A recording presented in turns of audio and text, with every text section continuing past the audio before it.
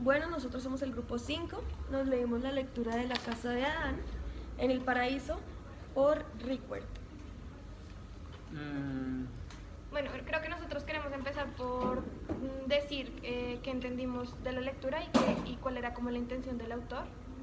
Entonces, Bueno, principalmente lo que creemos es que es una lectura que abarca el concepto de que es una casa tanto espacial como constructivamente, desde la diferente perspectiva de muchos autores y arquitectos.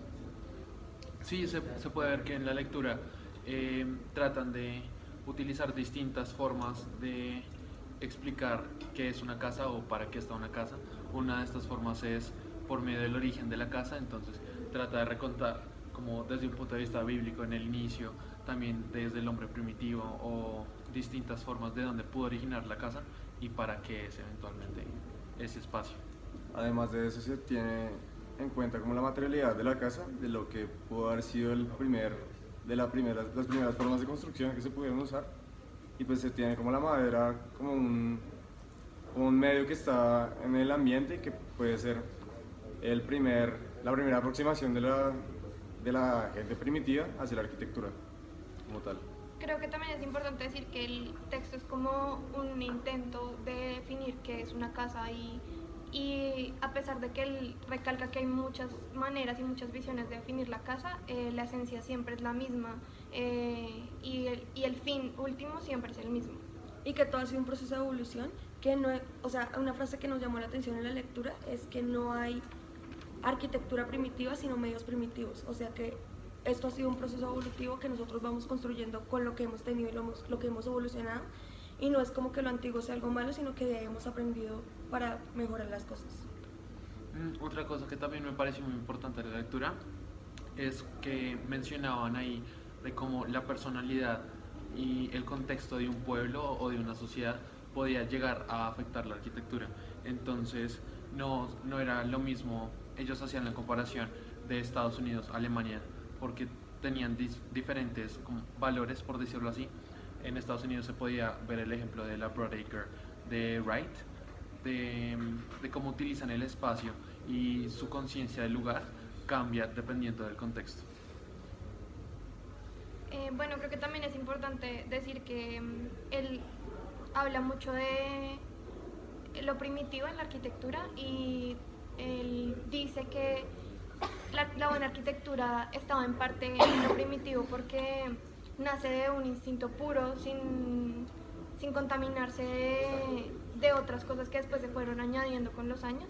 Entonces, por eso hace como tanto énfasis en qué era la vivienda primitiva, en cómo era el hombre primitivo y los medios primitivos y todo eso.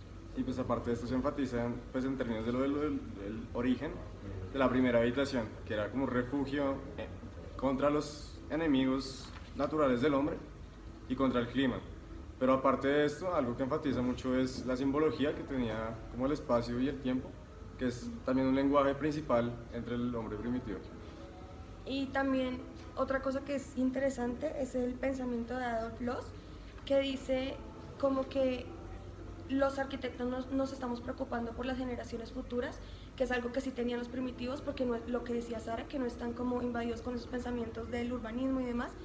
Entonces, que lo que nosotros debemos aspirar es a pensar en unos sentimientos que podamos generar a través de la arquitectura y no solamente en el presente.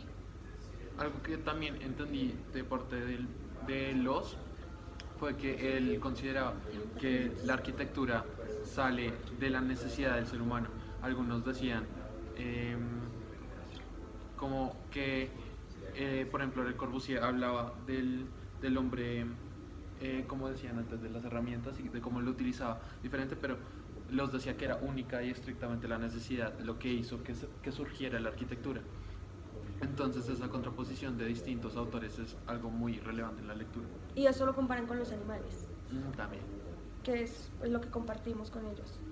De hecho, él habla mucho como de que hay como tres maneras de vivir, como, o pues que antes era más marcado, pero que hay como tres maneras de vivir, que están los hombres que después son nómadas, los que viven como en las cavernas y el aventurero, y que la buena arquitectura se da a partir como de una mezcla de esos tres estilos de vida.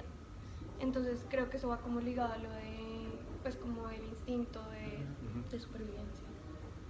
Bueno, en conclusión encontramos dos posiciones. Una está en la pureza de la razón, en el arque, y la otra es esto que hablamos de liberarnos de la contaminación que tiene la arquitectura en el momento, que es para encontrar la sabiduría que está oculta y que solo es accesible para los primitivos.